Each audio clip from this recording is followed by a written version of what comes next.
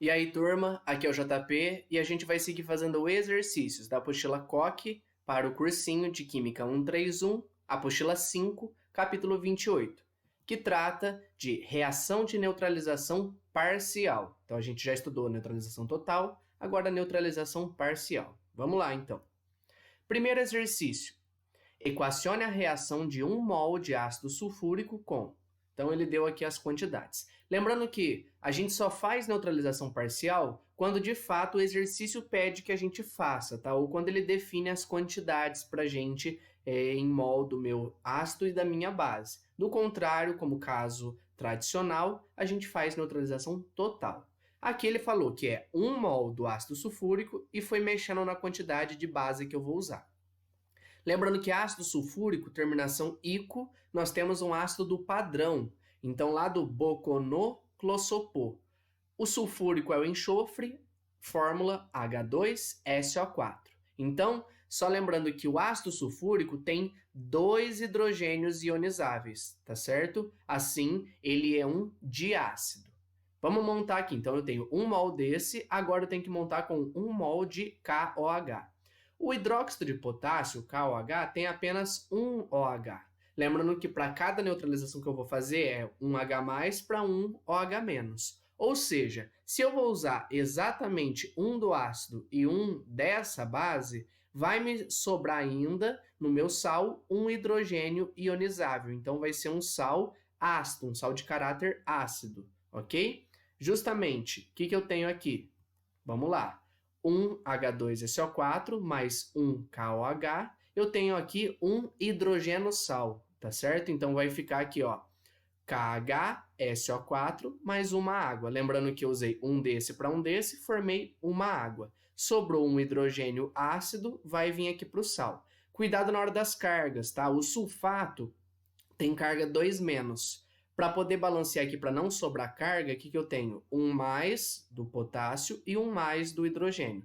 2+, 2-. Por isso que não tem carga aqui. Beleza? Agora, letra B, 2 mols. Nessa daqui é exatamente a quantidade para fazer neutralização total. Eu tenho 2H+, vou usar agora 2OH-. Então, tá aqui, ó, 1 do meu ácido, que é o que ele definiu aqui, com mais 2 mols da minha base, formando 2 águas, e o meu sal está aqui. Esse sal, ele é um sal neutro. Bom, eu tenho K+, e SO4, 2-. Fazendo a regra da porteira, K2SO4. E por fim agora, eu tenho um KOH a mais do que o ácido. Assim, aqui eu vou formar um hidroxissal.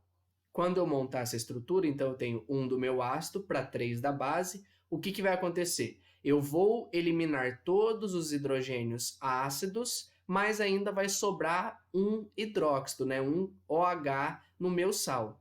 Assim, eu tenho aqui, ó, K3OH, SO4.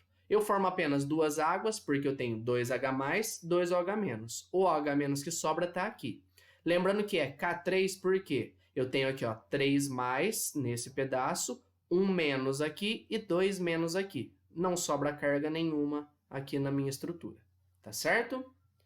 Esse daqui é o exercício número 1. Vamos agora para o exercício número 2. As reações entre os ácidos e as bases produzem sal e água. Tendo em vista que essas reações são de neutralização parcial, indique a única opção que representa a equação da reação em que não é obtido um sal ácido ou sal básico, pois não se trata de uma reação de neutralização parcial. Então, ele quer uma reação que não trata de um sal ácido ou sal básico, ok? Em que eu não vou obter um sal desse tipo. Vamos analisar aqui uma por uma. Então, olha só, na letra A nós temos 2H+, e 1 OH-. Lembrando que para ser parcial, a quantidade de H+, e de OH- tem que ser diferente, tá? Como aqui a quantidade, ele já me deu as quantidades em mols de H2SO4 e de NaOH são diferentes, eu vou ter aqui que vai formar um sal ácido, tá aqui, ó, NaHSO4. Esse H é ionizável. Letra B, eu tenho 1 do HNO3 e 1 do CaOH2. Lembrando que eu tenho um H+ aqui e 2 OH- aqui. quantidade diferente, vou formar um hidroxissal. Letra C, eu tenho 3H+, e aqui, olha só, eu tenho 2OH-. Quantidade diferente, eu vou formar um hidrogenossal. Letra D, 1H+, 2OH-. Vou formar um hidroxissal. Ou seja, a alternativa correta aqui é a alternativa E. Mas por quê? Vamos entender aqui que tem um perigo aqui. Nós temos aqui, ó, H3PO3 mais 2KOH. Temos que lembrar que o ácido fosforoso, que é esse daqui, ele não tem 3 hidrogênios ionizáveis. Ele tem apenas 2 hidrogênios ionizáveis. Lembrando lá da estrutura dele, lá da nossa aula de ácidos. Então, eu tenho 2H+ para 2OH-, formando justamente duas águas. Esse hidrogênio que sobra aqui não caracteriza um sal ácido, porque esse hidrogênio não é ionizável. Então, temos aqui na letra E, neutralização total e não parcial. Por isso, essa é a alternativa correta. Beleza? Para fecharmos agora, exercício número 3, que diz o seguinte. Na neutralização do excesso de ácido clorídrico estomacal, por meio do produto chamado leite de magnésia, que é uma mistura, uma suspensão de hidróxido de magnésio mais água, um hidroxissal pode ser formado. Assinale a opção que apresenta corretamente a formação do hidroxissal.